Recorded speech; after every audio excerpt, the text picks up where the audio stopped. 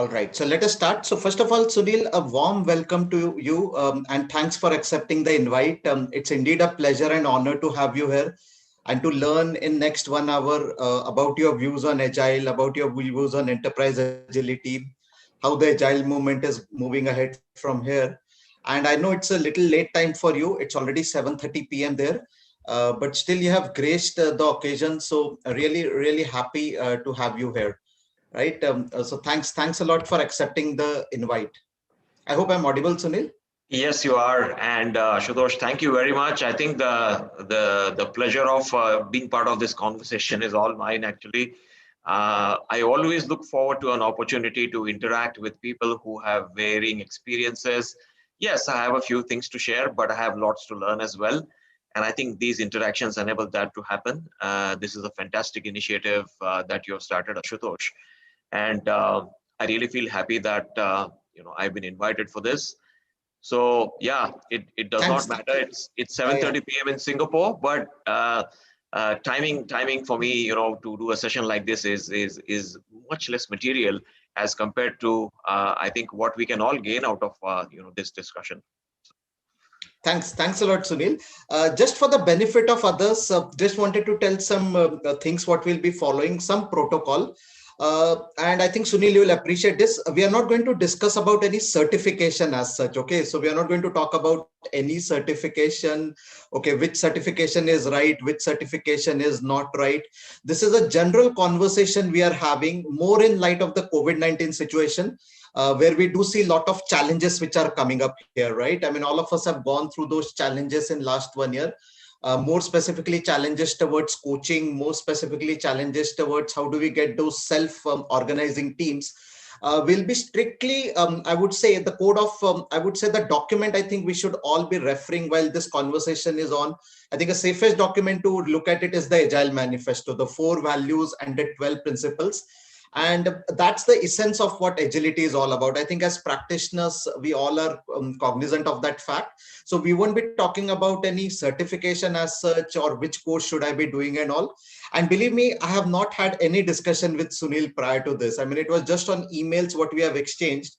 And in fact, it's a pressure for me also when I mean, with a person like Sunil, obviously, right? I mean, the narrative should be right? And also the kind of questions which I'm going to ask, there will be general questions what we have in a coffee conversation. Typically on a Sunday evening where we can't really go out, at least in Pune now, of course, the number of COVID patients have increased again. And obviously as a safety precaution, I'm also at home right now. Otherwise, Sunday evenings were totally different for all of us. I think we all know this, right? Okay, what I will be doing is the format is that first 25, 30 minutes, I'll be setting up the context with Sunil. And then I will open up the floor for few of the questions from our participants in case they have any questions on anything related to the world of Agile, complex adaptive system. It's a favorite topic of Sunil. Yeah, I think we'll do that way. Okay. So just to introduce Sunil, Sunil Mundra is a consultant. He's an author of a very famous book, Enterprise Agility. You would have seen the book. It came out in that flyers also. And I have read this book, to be very honest, I've read this book and I was pretty much impressed by the way he has actually talked about enterprise agility, right? We always get drowned when we talk about the word enterprise agility, right? We always get drowned in some frameworks, X framework or Y framework. But here, actually, Sunil has tried to narrate this story in a way even a layman can understand. Someone who's very, very new to Agile. And this is an advanced topic, as we all know, right? Enterprise agility is not something which is a kind of a very, very basic topic, but he has beautifully explained the kind of vocabulary he has used, the kind of examples he has given. There are really beautiful examples which have come out of it. I'm sure many of the people in the audience, I know few people who have read this book already. I see them in the audience already, and they can also easily resonate with what I'm trying to talk about. So let me ask you, Sunil, or let me start with this question. I mean, obviously you had written this book before COVID-19 hit us, right? Yeah. I mean, in light of COVID-19 situation, do you see an enterprise agility changing its course, or is it going to be a kind of a different world of enterprise agility we would be going into in light of COVID-19 situation? Yeah, that's a great question. But before I answer that, Ashutosh, thank you very much for your kind words. And let me also, you briefly touched upon the certification thing. I have no certifications. Let me just, put that out on the table. So I'm not qualified to talk about any of them. And for me, they are all just tools from which you can pick up things as you need them, right? Now, with respect to COVID, okay, I don't think my approach to enterprise agility has changed. I think what COVID has done is that it has given a rude shock to enterprises who have not been on the path to enhancing agility or who do not have adequate agility, who have been then caught on the wrong foot. So for me, I think COVID has come as a jolt to remind enterprises that unless they have agility and they aspire to continuously aspire to improve it, um, these kind of crises are going to really create problems for them and catch them on the wrong foot. So I think disruptions are going to be common going forward. I only hope and pray that health related disruptions like COVID do not happen. But if you look at technology related disruptions, I think they are happening at an exponential rate and they will continue to happen. You look at fields like artificial intelligence, machine learning, blockchain, we haven't even scratched the surface yet, right? And when we start to do that, when domains start merging, when different areas of technology start merging, there will be emergent situations which nobody could have imagined. And to be able to handle that and actually to take advantage of those emergent situations to create a disruption and not just be in a reactive mode when a disruption happens, you need enterprise agility. So net, I think the COVID crisis has highlighted the need for enterprise level agility like never before. Okay, that's a great answer, I would say. Yeah, I mean, I like the word root shock to enterprises. I mean, yes, probably they were caught napping. I mean, that's what you would like to hint at. I mean, organizations which were not on that journey of agility. Exactly. And I think, I read a statement on LinkedIn. I think, I don't know who said this, but this, the statement was that the biggest enabler for, digital transformation to happen in organizations has been the COVID crisis. Right. So True. I've seen that. I mean, there are those three options there. Sorry for interrupting. Sorry. No, I was just saying that the pace of transformation, even we are seeing across the world, it's catching up. People are suddenly showing very serious interest in transforming themselves. So yeah, I mean, there are many organizations who have taken heed of this shock and are trying to go on the right path with respect to enhancing their agility. True. Agreed. Yeah, I mean, I thought that I'll start with this question because this is a world we are living in. Yes. But a very pertinent point you have brought about in this book also when I read it, you have clearly tried to distinguish between what agile is and what agility is. And Yes. Believe me, even just as early as a couple of years back, I was also confused between these two words. I mean, I'm very honest and open here. I mean, nothing to hide. Transparency is one of the key focus of being in an agile world, as they say. So what is this agile? What is this agility all about? I mean, how do people fall in this trap of agile and agility always? Yeah. So this topic is so important, Ashutosh, and as you know, in my book, I have devoted one entire chapter to clarify this point, right? So let me try and summarize what agile and agility actually are from my perspective. For me, if you look at the roots of agile, they are in software development.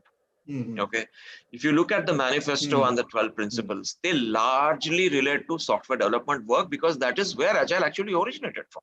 Yeah.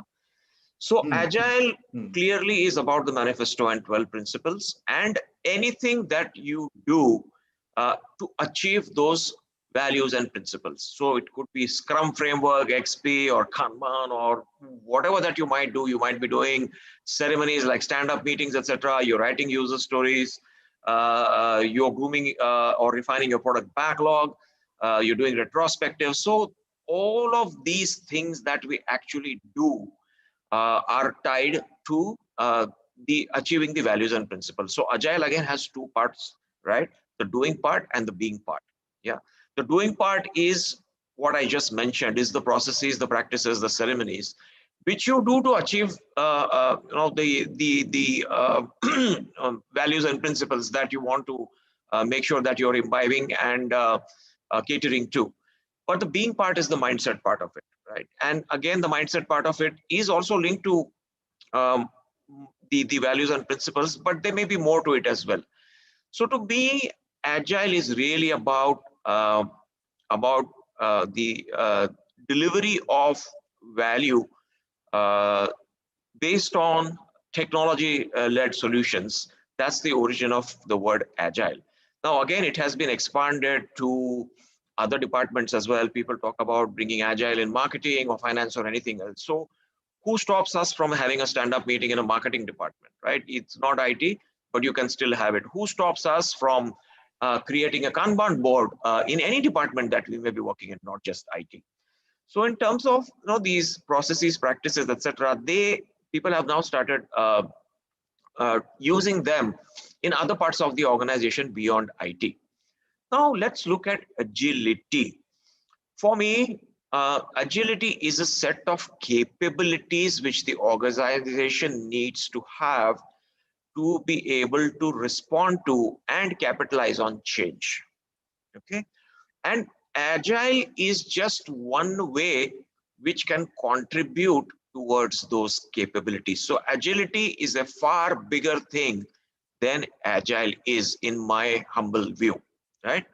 And for me, the three core capabilities of agile are the ability to sense what's happening in the environment, the ability to adapt, right, to the changes which are happening in the environment, and then ability to respond to the fast-paced change and the needs of the customer. So these are the three core capabilities. Based on the context of the organization, an organization could have additional capabilities which gives them agility.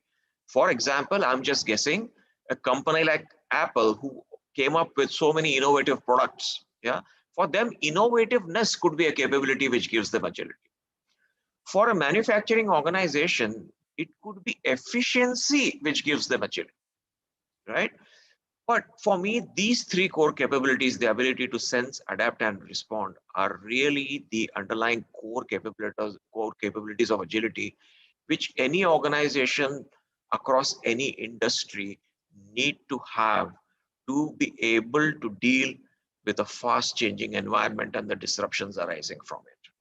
Does that answer your question, Ashutosh?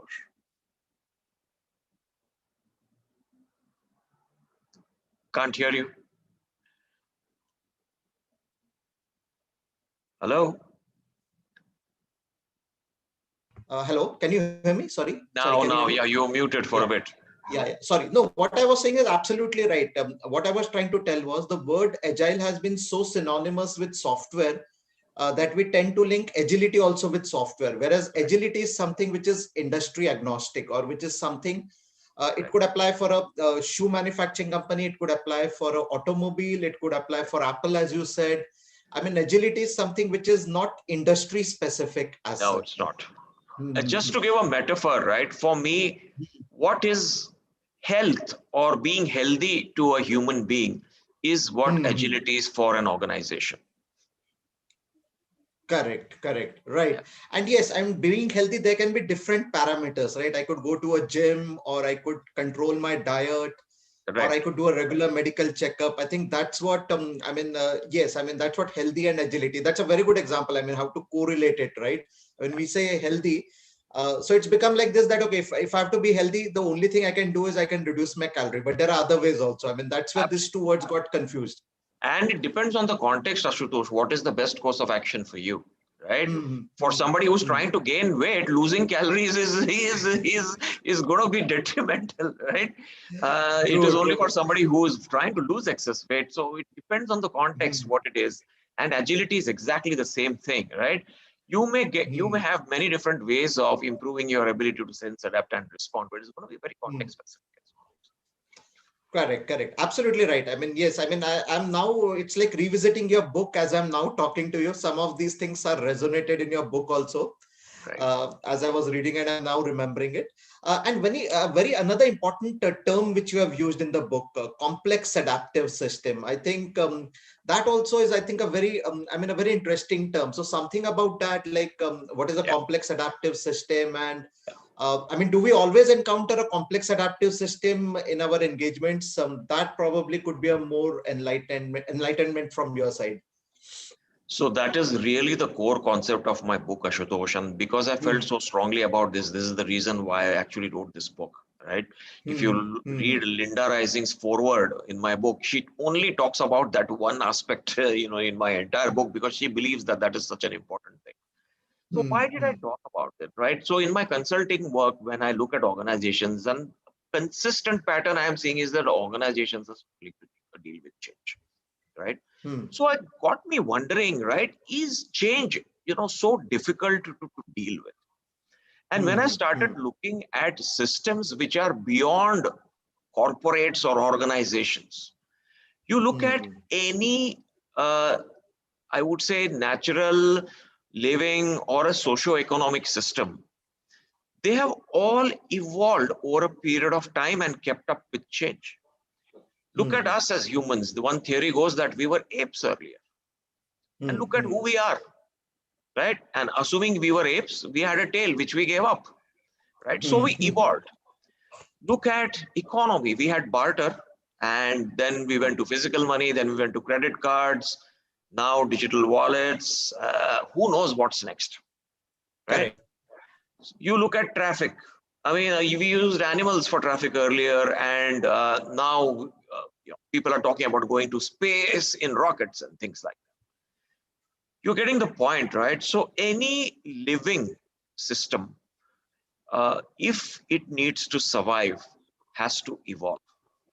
Hmm. Okay, and that is essentially the property of a complex adaptive system, that they evolve with change. Okay, and then what I thought is, uh, why are organizations not like that? Why are Hmm. they struggling? So the challenge which I saw is that organizations were and are complex adaptive systems. Hmm. Hmm.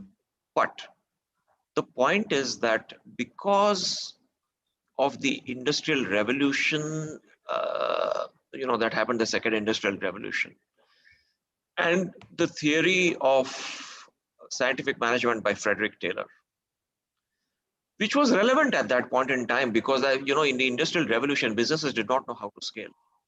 Hmm. Hmm. And this theory of scientific management contribute a great deal to that. I mean, all this prosperity that we see, particularly in the Western world, came from second industrial revolution, right? The problem was such that you could manufacture anything and the customer would lap it up. The Hmm. capacity was the biggest constraint at that point in time. And this, the organization, and one of the key tenets of Frederick Taylor's theory was the thinker and the doer should be separate, Hmm. right? Because people worked on machines. He didn't want, workers to be bothered about anything else. Don't worry about customer. Don't worry about anything else. Don't worry about even what the next person is doing. Just do your part and the process will take care of it. What has happened is that structure went into our education system. We continue to teach that. We continue to build silos, hierarchies. We continue to focus on optimizing locally in terms of efficiency. And we continue to strive for constant predictability, right? And this worked in manufacturing because you are manufacturing the same thing over and over and over again. It is physical work, which is repetitive in nature. But what happened is when we moved to the knowledge era, this structure continued. So what is now the challenge is that we are dealing with knowledge work.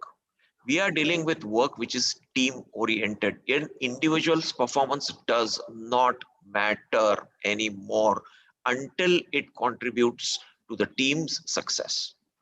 A Hmm. business analyst cannot say, I have written my user stories, now I don't care what happens. They are useless until they get converted into working software. And to do that, you need a developer, you need a UI, you need a QA, you need a DevOps engineer, you need whoever else. Hmm. True. And our structures are not designed to support that kind of work and that kind of collaboration, right?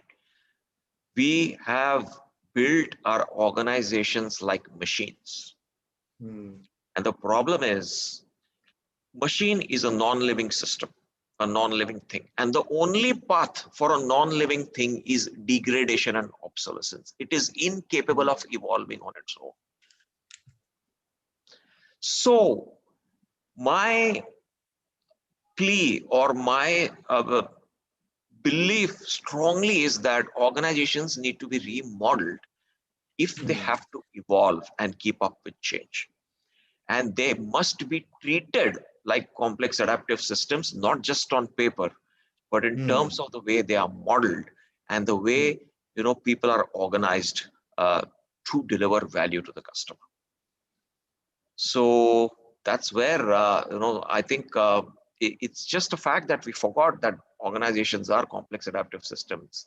And the key point I'm trying to make through my book is that they were and they are, and we need to remodel organizations differently. If we have modeled them for physical work, we need to now remodel them for knowledge work.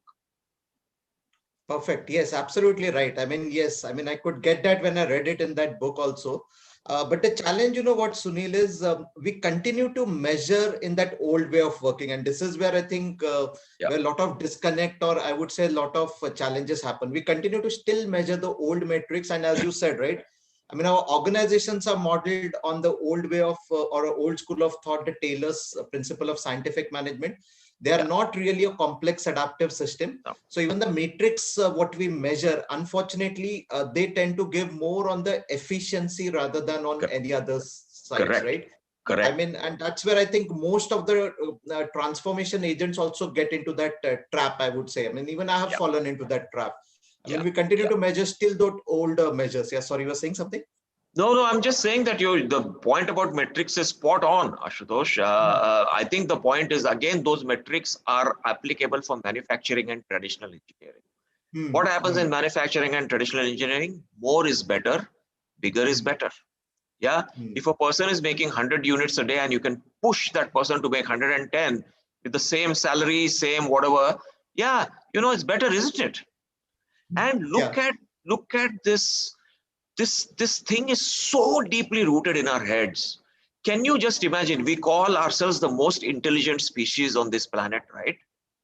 Hmm. Now you Right. look back, people who understand software, just imagine, we measured a developer's productivity by the number of lines of code a developer wrote. The more lines of code, the better was the developer. I mean, how absurd is that? Hmm. And we did it for years, right? Yes. Even today, organizations, how long do you stay logged on a machine is measured. Hmm. True. We, True. we create cubicles so that you are not, when you look up, you should not see anybody else. I've seen cubicles with that height so that you can just focus on doing your own thing. This is exactly the way a worker works on a machine in a manufacturing plant. Hmm. So what we are striving for is predictability, zero process variation, which is very valid for manufacturing. True. True. But these are not relevant for knowledge work. To me, measuring software or a developer's productivity based on number of lines of code written is an absurdity which makes me shake my head in disbelief even today. Hmm. I really hope nobody is still following it, yeah. But I'm not so sure, to be honest with you. So I can't name the organization, but unfortunately, Sunil, that's still being followed. And I'm sure many of the participants who are there, they can vouch that what we are saying. But yeah, I mean, this is a trend which started in 80s. I mean, when software industry was very nascent. Yeah, I mean, the cover they used then was that, no, we don't have anything, so we are borrowing it from this X industry. But then exactly. no one has taken an attempt to at least refine it. Unfortunately, Correct. Sunil, I have seen that happening, Yes, yes, unfortunately. And I know it's a very pitiable situation. It's a very, very, I would say, I mean, that's not how you measure knowledge workers, as you rightly said, right? It's on the intellect. It's not on how many hours I'm sitting on the chair, or when was correct. my check entry time, when was my exit time, right? Yep. And And then there are, and surprisingly there are tools which actually measure nowadays. I mean, that's the worrying part. Like, It sorry is. for It is. writing, there are tools which measure that. Okay, did you went on any other site? Yeah. How many times you were away from this Correct. editor, the editor where you are working? Unfortunately, that's how it is being measured today. And I think the problem will continue till we not go into that. I mean, in on reality, when we develop those complex adaptive system. So just a little bit on that, like to change this organization structure from a purely mechanical one into more, if I were to put it, like a human sense or a knowledge worker, what exactly is needed? I mean, what do you think is the ask of the hour here, if an organization wants to really change it? I think, two, three things. We need a structure where people are sort of connected through a network rather than a hierarchy. Okay, hierarchy is Mm, not bad, but the point mm, is, does it impede value creation is the important thing. See, if you mm, have to sense, your people have to be close to the customer. mm, Secondly, if you have to make decisions, you have to empower the people who are closest to the customer. What is happening in a hierarchy? Information is sent up. Yeah, you wait for a decision, then information comes down. Now, again, people don't want to give bad news to their bosses. So a lot of times reports are masked up or information is presented in such a way where leaders don't see the reality on the ground. They are just relying on numerical quantitative reports. I mean, there are so many organizations where there are layers of middle managers spending 50 to 60% of their time only creating reports and gathering information and creating reports. What is the value there? Why can't a senior executive go to a project management tool like Jira and pull out the report himself and herself? Why do we need multiple sources of truth? Right? Why does somebody need to download something in an Excel sheet and send it to an exec? Can't that senior exec learn to download something himself or herself? Is it that difficult? Right? true. So, one is this separation of decision making, and this is again coming from a thinker doer separation, right? So deeply ingrained, and we created hierarchies because of that, right? So that is one part of it. People are not empowered to make decisions, so that's a problem.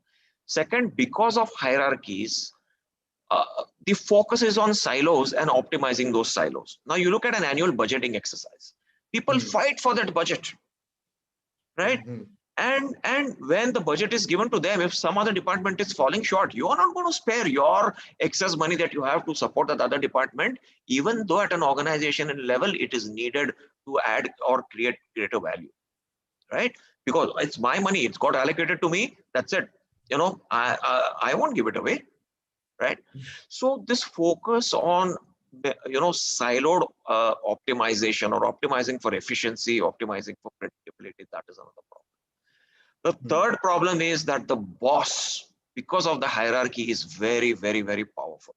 I mean, you look at several discussions which happen on LinkedIn and people say, oh, should you work for an organization which gives you good work, or should you work for an organization which has a good boss? People continue to still say, find an organization where you have find a good boss. Why? Because the boss has so much power that one person decides your increment, decides your promotion, and that person can make your life heaven or can make your life hell. So what is my problem then? My issue is, it's a question of survival for me as an employee. I mm, need to be in the good books of my boss, right? And for me, then that becomes more priority than my team, than creating value, than customer, than anything else. Keeping boss happy is the most important thing I need to survive. This is a question of survival. So we can't make fun of these people who do that. It's a mm, question of survival. The second point, or whatever number is that we are making people compete against each other. Now this is again with respect to physical work. We can compare people's outputs and things like that. In knowledge work, you can't do that. When you make people compete against each other, that's when politics happens in organizations. That's when it's an impediment to teamwork. That's when you implement bell curve, right? Uh, you don't want to be in that bottom 10, 15, or whatever that percent is, where your salary hike is frozen. If somebody is supposed to get sacked, it is those people who get sacked, all of those things. So what you will do, you will try to push other people down so that they remain in that 10%, so that you are not there in that 10%. mm. So there are so many anti-patterns which are there, just the way we are organized and just the way we are doing performance appraisals, right? And all this has to change if we have to model our organization to become a complex adaptive system. Great, great. Yeah, I think some of the examples really resonated with me. I mean, we just did a kind of a quick dipstick analysis in one of our organization, and we actually talk about delivering paperless system, right? I mean, there were heaps of, first of all, physical papers in our organization, and Right, you will be astonished to know 80% of the information was lying in Excel sheets across different desktops. They were not even in a central location. I'm not even talking about SharePoint here. correct, I mean, correct. which is a very, very basic tool, what we all talk about, right? Yeah, I mean, that's the level of information dislocation which was there. I mean, 80% of the information, critical information, was lying in Excel sheet, whereas it could be actually, it should be at a central location. I mean, these were some very interesting results which came out. And I think, as you rightly said, right, I mean, it's a big culture change. It's the not just about doing these things in a piecemeal approach. It's a big, I would say, radical transformation which is needed to achieve this. yes, yes, absolutely. And it has to start from leadership, Ashutosh. They need to recognize that, the onus is on them, for the leaders to just start changing their mindset. To, Correct. to deal with complexity. See, again, Hmm. I'm a big fan of the Canavan framework, right? I'm sure many of you have heard of it, Dave Stone's Canavan framework. Until I understood that framework, I used to treat the word complicated and complex as synonyms. They are not. Hmm. Hmm. Okay, they are They are very not. different. Now, complicated is a problem where the unknowns are less. You just call an expert, and it, you have good practices, and a problem can be solved. Hmm. Complexities where you don't know what is happening, you have to constantly keep sensing and analyzing and responding. I'll give you an example. Your car has a flat tire. Okay, you go to a mechanic and you say, you just you find out where the puncture is, and just fix it and put the tire back. So the fellow takes out the tire, pulls out the tube, tests where the puncture is, yeah, fixes it, puts it back in the tire and puts it. Now when all this is happening, the rest of the car is completely unaffected. The steering doesn't change, the gear doesn't change, your engine doesn't change, nothing happens. You can, isolate the problem to a part of the system and treat it, and everything else remains the same. Okay. Contrast that. Let's say, for example, you have to do a surgery on a hand, right? Now, when you go for a surgery, there are 10 questions the doctor will ask before, even attempting a surgery. They'll do blood tests. They'll do so many discoveries to really make sure what it is, right? They'll look at your bleeding time, clotting time. They look at your blood pressure. Why? What's that got to do with that? Just deal with the hand, no? But you cannot. Why? Because human body is a complex adaptive, is a complex thing, right? And it is Hmm. a complex adaptive system. So even when the surgery is happening on the hand, your blood pressure is being monitored. Yeah, your temperature is being monitored. Your breath is being monitored. Why? Because although there are good practices, but you can never guarantee that the outcome is the same. Therefore, you have to constantly keep sensing, adapting, and responding all the time, even when the surgery is happening. Yeah, and that is how, what leaders are doing, unfortunately, is they are approaching a complex problem like a complicated one. Hire an expert. Yeah, just throw something, fix this small problem there, and hopefully the problem goes away. It is not like that. And this is where many transformations are failing, Hmm. because we are Got approaching it. a complex problem like a complicated. True, true. And the example were really great, Sunil. I mean, from our day-to-day life, what we see, I think that beautifully explained the difference between a complex system and a complicated system. Great, great. I'm really thrilled. So I'll now like to open up to our participants. I've done enough of talking. I'd like to give them also an opportunity to Sure. bring about a different perspective. Yeah. So participants, just respect the protocol one by one. You can unmute yourself, just introduce yourself, and do have a question. If you have any question for Sunil, please continue the conversation. Anyone would like to ask any question? You can unmute. Yeah, Karthik, go ahead. Yeah. Um, First of all, thank you for this opportunity. Santosh, I have been joining some of your earlier sessions as well. And this one is really unique in the way that because we have Sunil joining from Singapore. And hi, Sunil, this is Karthik. I'm also joining from Singapore. So that way, a big hi and good evening to you. So First of all, thanks for sharing your thoughts, your insights, your experience on various topics. Like whatever we discussed for last 30 minutes, it is something you have summarized your entire book. It's more of a glimpse that you're given, and I completely resonate with a lot of other.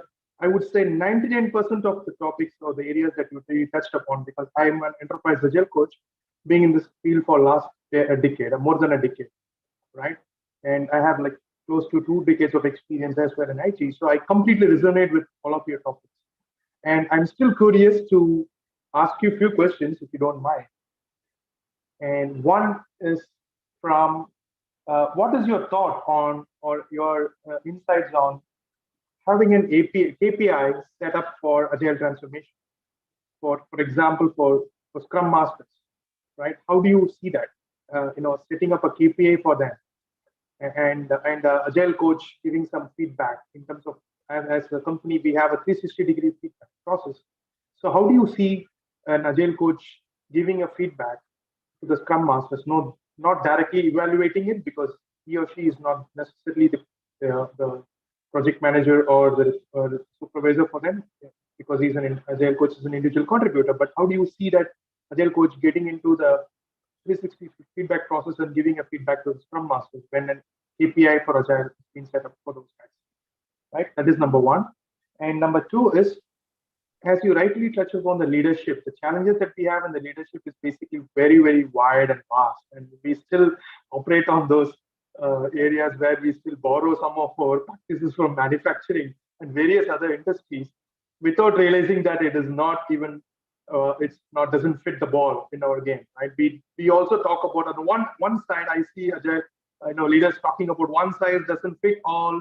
We should not be touching Spotify model, because as Hendrik Neyberg said, it's a different model for their system, for their company, best suited for their company, and all those stuff. We see leaders talking about it, but at the same time, we are also committing the same mistake, right?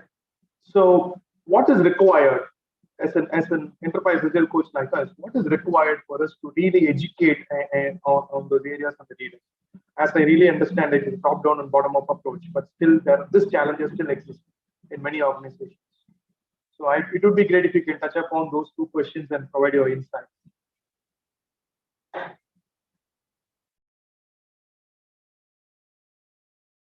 Sunil, you're on mute. Sorry, you'll have to unmute yourself again. You're on mute. Oh, sorry, I didn't know how I went on mute, but yeah, sorry about that. So the first question was really about how do you evaluate the effectiveness of a Scrum Master, isn't it? Yeah. So if I were to look at that, you must understand that a Scrum Master is a catalyst for the team.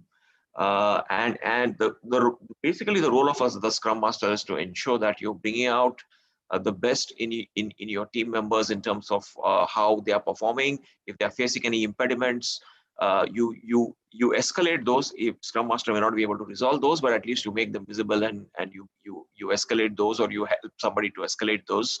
You facilitate a lot of things to happen. So for me, it's very difficult to measure Scrum Master's feedback quantitatively. Of course, the team's success in terms of the value that they deliver, whatever team KPIs you may be monitoring, the say-do ratio, it could be the cycle time, it could be your burn-up chart, whatever that might be. So some of those things could be considered. But what you need to understand is, I think there are 2-3 things. One is the Scrum Master building the capability in the team for the Scrum Master to slowly become redundant? I think that should be really the Scrum Master's goal. Okay, although Scrum says that, yeah, Scrum Master is part of the team and all of that, but from my perspective, a very mature agile team does not need a Scrum Master. And I have seen those teams, and many teams in ThoughtWorks operate that way. Okay, you need somebody to do some things, but you do not need a full-time Scrum Master role for that. Okay, so one is, how can the Scrum Master build that kind of maturity in the team so that he or she can become redundant? The second point is about what is within the influence of the Scrum Master, and are they utilizing that influence correctly or not? For example, let's say your organization structure is completely broken. Okay, the QA is reporting to some other boss, and the developer is reporting to some other boss, and they have, their separate criteria by which, these two roles are measured, which focus on individual contribution rather than a team outcome. Now, what can a poor scrum master do to improve collaboration there? He or she cannot. Okay. So I think what we have to see is what is the area where the scrum master can exercise his or her influence, and how effectively is the scrum master able to do that. Okay. The third point, as I mentioned earlier, is about raising impediments. Is the scrum master able to work with the team to make sure that whatever blockers are there or impediments are there or risks are there, which, the team sees, and basically these things the team comes up with. It's not the scrum master's job to come up with these things. But when these come up, right, how does the scrum master then connect with, the project manager or maybe even the external stakeholders to make sure that these blockers, impediments, risks, etc. are removed or are addressed? So I would look at it in these three areas. And the last area which I would definitely look at is feedback from the team, right? How does the team feel about the value addition which the scrum master is doing to the team and to their role also, wherever possible? So I think team feedback is not given that much importance, but to me it is a very, very critical factor in terms of removing that bias of a boss or, one senior executive who's who's trying to judge a person. So team feedback, where all roles are equally important, should also be considered in evaluating the scrum master's effectiveness. Now, coming to the second question about leadership. Well, I think it's all about creating awareness, and leaders need to understand. It's like this, yeah.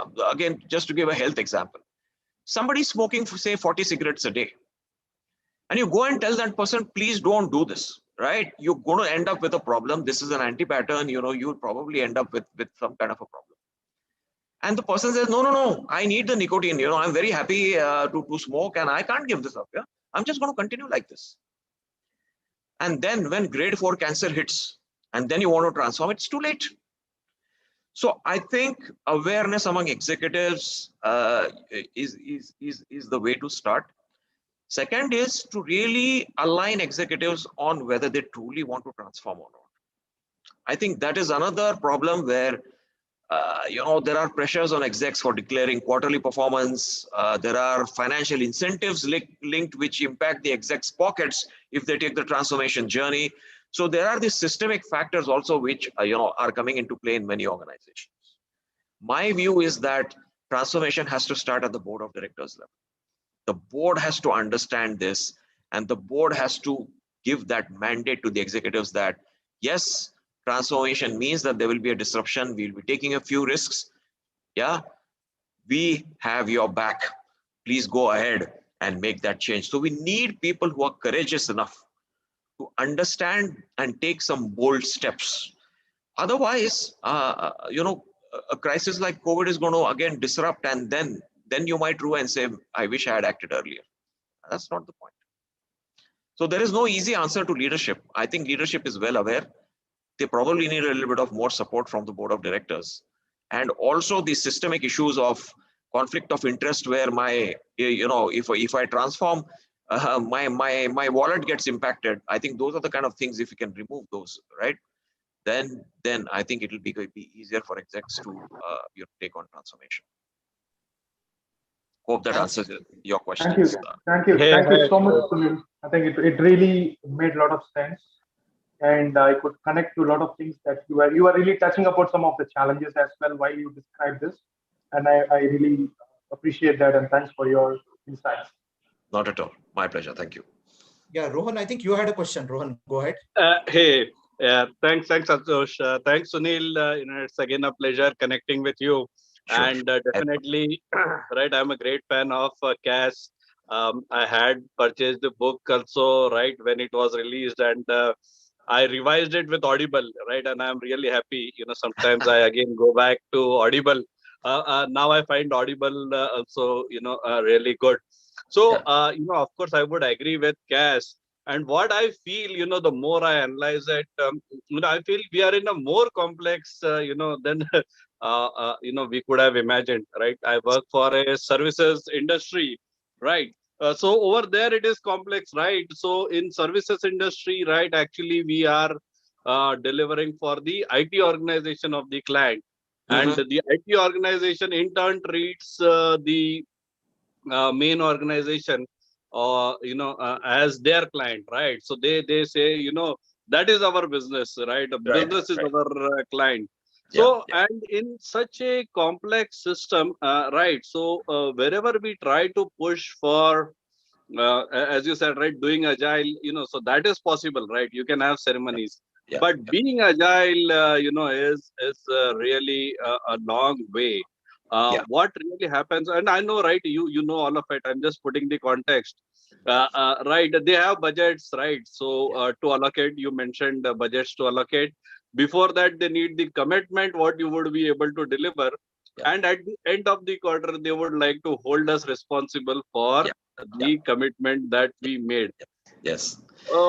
In what are your thoughts around this, right? I think you understood the problem. I do, I do. Again, it's about valuing the wrong things. We are approaching a complex problem like a complicated one. You know what are we valuing? Forecasting accuracy. How Yes. important is that? Is Yeah. forecasting accuracy more important, or creating value and what is not working is more important? I'll tell you an example of couple of organizations, and these are big multi-billion dollar companies I've come across, right? Just to give you the sense of the mindset which is there. Okay. So they say that when you're allocated budget to different departments, the project managers are measured on the budget spent. Yeah. And guess what?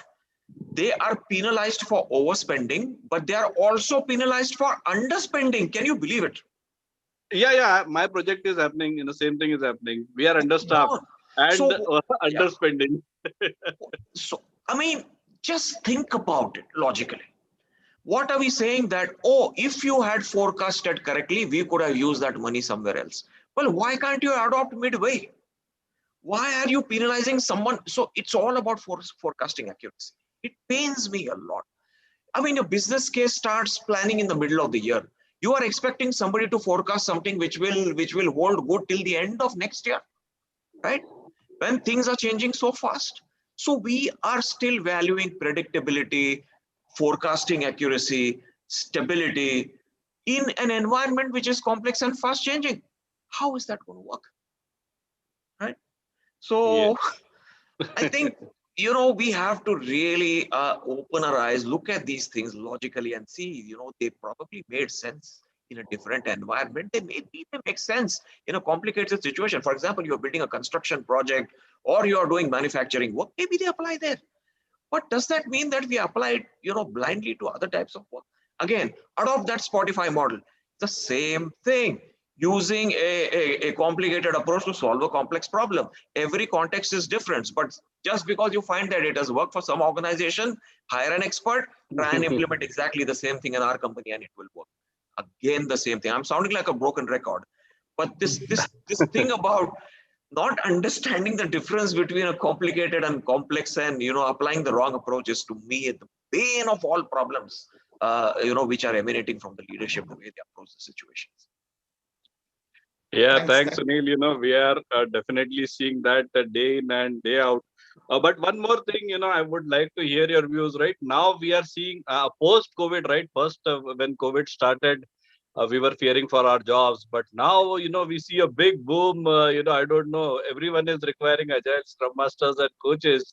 Yeah. What do you think? The digital disruption has taken a big role, aligning to our topic of this COVID disruption. Do you see that worldwide activity? Yeah, I think, as I said earlier, right, organizations are definitely recognizing the need to adopt agile and move towards agility. So there is suddenly a demand for people who are in those roles, and these are basically new roles. The challenge that I see here is this. See, I think to become an effective agile coach, you need to know what good looks like. And let's really realistically, and I'm not judging this, by the way, by any chance, but can we all really, convince ourselves that somebody who takes a 2-day exam, and can know what good looks like? This is a problem that we have. It's a systemic issue. There is no easy solution to this. How do you get exposure to understanding what really good looks like in a very mature agile team? Because there are very few. And it's just still an emerging thing, and the demand is so much. And what is happening is, for those coaches who know what really good looks like, they are moving beyond the team level. They are becoming, program level coaches. They are moving to enterprise level, right?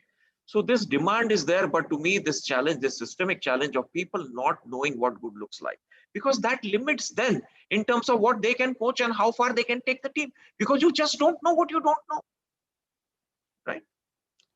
It's a systemic issue. I really don't know what is the solution to this one, but yeah, the demand for these roles are there, and we are again finding shortcuts to qualify this, saying, oh yeah, 2-day certification, you're good, right?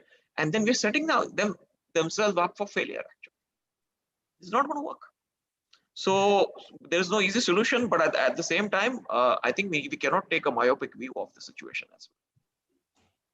Thanks, Sunil. Yeah, I think thanks a lot. Yeah, thanks, Abhijit, Ashutosh. I think you had a question. Sorry, Ron, for cutting. I think Abhijit is waiting. Abhijit, you have raised a hand. You can just unmute yourself and ask a question.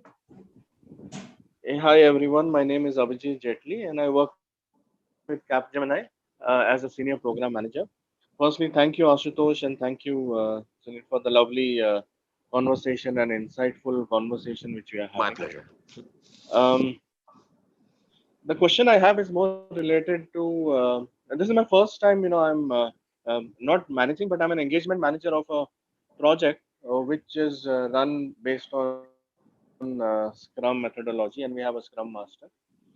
The practical issue which we are facing is in terms of increasing the productivity of the team organically, because we tried increasing the velocity which was thrusted upon us by our client, but it kind of backfires.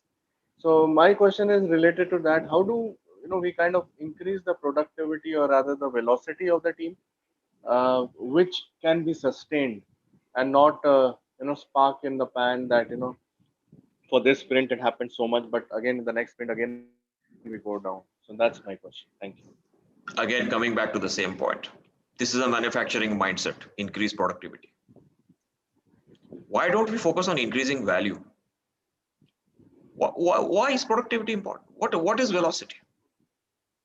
Yeah, you are looking at output, you're not looking at outcome. See, this is again a problem. People don't understand or they realize that how much importance to give to completing an activity, having some output, and creating the outcome and the impact. So traditional mindset problem again over here. You try to increase velocity and people will game the system. Okay, a 1 story point will become 2, or 2 will become 3, and a 3 will become 5. Your value creation will probably remain the same or even decrease, but you will show an increase in velocity. Okay, so I think knowledge work has to be looked at very differently. Productivity or throughput is what is important. You should not call it productivity. You need throughput, and the throughput has to emerge based on the team's context, and that is why you measure the velocity. That is why relative sizing becomes very important.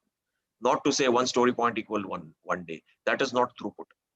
Okay, your throughput has to be used for planning purposes, and that is really the role of understanding where the throughput is. What you need to do is try and remove as much waste from the system as much as possible. Okay, try to make sure that the team is enabled to work in a very collaborative manner without facing any obstacles. You have lots of dependencies, yeah, you have lots of blockers, and then you say my velocity is not increasing. What is the point? So I would say focus on eliminating the waste in the system.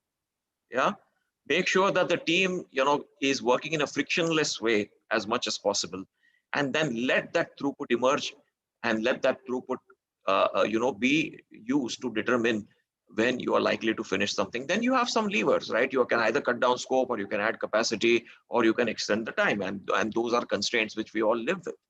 But the point is, you cannot enforce throughput or productivity on knowledge work team. It is going to be futile. It's just going to give you a false sense of certainty for a short period of time, but in the long run you will see that the project is still falling behind. It won't help. This is again that mindset that, oh, the more you work, the more you produce. It does not work that way. Thank you so much. I really appreciate that. It's quite practical Yeah, in the insight. interest of time, I know it's already we are approaching 6. We'll take 2 more questions. One from Simit. Simit, go ahead. You can unmute yourself and ask, and then Anuradha. So Simit Mehta, you have raised your hand. Hello. Yeah. Hello, Ashutosh sir. Hello, Sunil sir. So my Hi, question Simit. is, Yeah. how do we map the hierarchy of a particular organization, or remove the existing hierarchy so that it will be more with respect to agile and having Scrum Masters, product owners, and developers as a team from top down? And the second question is, how do we modify or rearrange or reorganize the HR, because HR is also having a similar kind of hierarchy.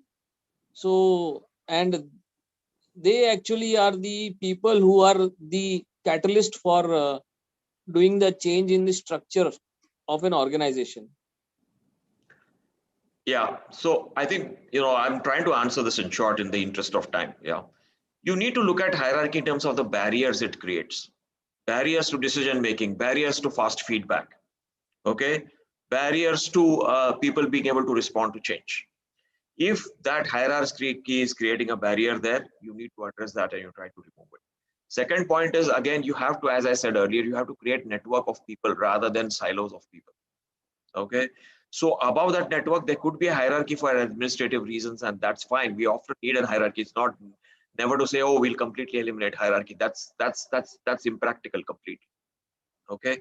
Second point on HR. I think this is one other point which I want to bring about. Many departments are measured as cost centers, and they drive wrong behaviors. And this is my pet peeve again. IT is measured as a cost center when IT is supposed to be a strategic enabler in organizations. Now, when you measure IT as a cost center, it drives very, very different behaviors, right? And the same is with HR as well. And again, in HR in hierarchy, yeah, you need to look at where are they creating those barriers, right? What is the impact of that hierarchy in terms of delivering value? If the hierarchy is becoming an impediment, then you need to understand whether you really need that layer or that hierarchy, or to what extent can you cut it down. But that needs to be combined with moving away from this cost center mindset, and also setting up the right measures of success, aligned measures of success, not measures of success in isolation for these departments. Set a measure of success for HR that your agile projects have to be successful, not how much money you saved by reducing salaries or keeping the salaries within a budget, right? If you align, and I'm not saying you should not have departmental objectives. Yes, you should, but you need to give them organizational level objectives and hold them as part of their success criteria as well, and then see how the behavior changes. People behave according to the way they are measured. People will change their behaviors if you change the measurement criteria. I'm very, very sure about that. That's a good point, Sunil. Thank you, Sunil sir. Ashutosh, can I ask one question if we have time, if time allows? No, let's give an opportunity to Anuradha, because I think in the interest of time, I think she has raised a hand. I got disconnected. I raised hand before. Yeah, so maybe you can reach out to Sunil later. I'm sure he will be able to answer your question on LinkedIn. Sure, not an issue. Yeah, Anuradha, you can go quickly. Yeah, sorry, go ahead quickly. Thank you, Ashutosh and Sunil. My question is like around the similar topic Sunil addressed already, but the thing is like in terms of productivity, increasing velocity is not always feasible. But at the same time, like what will be the KPIs that we need to target? Like, can you Can you shed some light on that? Yeah, part? Sure. So as I said, you need to focus on eliminating waste, and you need to have a balanced set of KPIs. Okay. One of my favorite KPIs is cycle time. Okay. And if you can measure cycle time of the work that is happening and try to reduce the cycle time, that will definitely have a direct impact on your throughput. Okay. The second KPI I have is about the say-do ratio. Yeah. What is the team saying? How confident they are, which means it can again talk about team says something, there are leakages in capacity, people are asked to do some other work as well. So again, that impacts, what the team is committing and what they're able to deliver. So that again is an indicator of the waste in the system. If people are not able to, do what they say, then, and if it's a trend, then you need to look at that as well. Third is about quality. Again, that causes a lot of rework. So defects escaped into production. You need to look at that as well. And the final one is, of course, you need to look at throughput through a burn-up chart. And none of these should be looked at in isolation, because you try to optimize one, the team will, ignore the others. So you have to, have a balanced set of KPIs for the team. I generally prefer these four, but again, these are just guidelines, and you can come up with even better ones, which are more relevant for the team. But for me, I have found these to be sort of, good indicators of whether there is minimal waste in the system, and whether the team is able to work effectively or not. And these are not easy to game as well. So. Thanks, Sunil. Yeah, those of you are interested, you can quickly come on video. We are almost at the end of the program. Weber, if you have any different question, please ask quickly. Okay, I'm just giving you an opportunity since you have raised the hand. If you have any different question, please, go ahead quickly. Yeah. So I have a question like because Sunil, you already mentioned like doing and being. Can't hear you. Sorry, your voice is very feeble. Can't hear you. Okay, anyone would like to come on a camera? Meanwhile, you can come. I mean, just to say hi to Sunil. I mean, you can just come quickly. Yeah, everybody's turned their videos off. How would you feel if I turned my video off and spoke with you? I don't know why it is disabled. It is saying that okay, participants can enable it. Yeah, they can enable it. Yeah, that's what. It's great to see you folks. Thank you so much for turning it on. Really appreciate this. Thank you for accepting our request to just actually and Sunil, have at least I think. Face-to-face interaction even for a few seconds. So yeah, the word I have used is coffee time conversation. Last time we had met in Barista in Pune. Yes, we did have a coffee time conversation between both of us. That was our last meeting before I moved to Singapore. So yeah, and then I don't know, even if you come to Pune, I don't know if we'll be able to meet again because of COVID-19. But looking forward, I'm not able to come because of travel restrictions. I'm not able to come right now. True. But anyways, I think this was a good connect. I think I personally learned a lot from this 1 hour of conversation. Lot of things which obviously I was not aware of. I mean, I learned a lot, and I'm sure our participants, our community members have also learned a lot in this conversation. And I would also like to thank all of you. This session is on YouTube. You can subscribe to our YouTube channel. I have posted the link in the chat box. If you want to connect with Sunil, do connect with him on LinkedIn. He's a very influential personality. Yeah, obviously, I'm eager to learn from you as well. I think we can all learn from each other. While I have some views and some experience in some places, but I'm sure you all can bring some perspectives, and I'd love to expand my network and be connected to each one of you. I think, Ashutosh, this was a very enjoyable conversation for me. I think some of the questions which you asked are very thought-provoking questions, very relevant questions. And I'm happy that, my perspective and I not, resonated with at least a few people, it seems, by the way they responded to my answers. And I hope that, people are able to derive value from this whole conversation. I think that's what matters at the end. Yes, absolutely. I mean, I can definitely vouch on that, and really appreciate Sunil. Once again, I know it's Sunday. It's Singapore, 2.5 hours ahead from where I am. But don't worry about it. But the pleasure is all mine. The pleasure is all mine. Thank you very much for giving me this opportunity to be with this august audience, Ashutosh, and for having this pleasure of having this conversation with you as well. Thank you so much. Thanks a lot. Thanks, team. And looking forward to interact with you, and keep watching this space. There are some more interesting sessions planned as we move ahead. So once again, thanking Sunil and signing off from this session. Have a great Sunday evening ahead, and stay safe, stay healthy. Thank you. Thank you, everyone. Thank you. Bye. Thank you.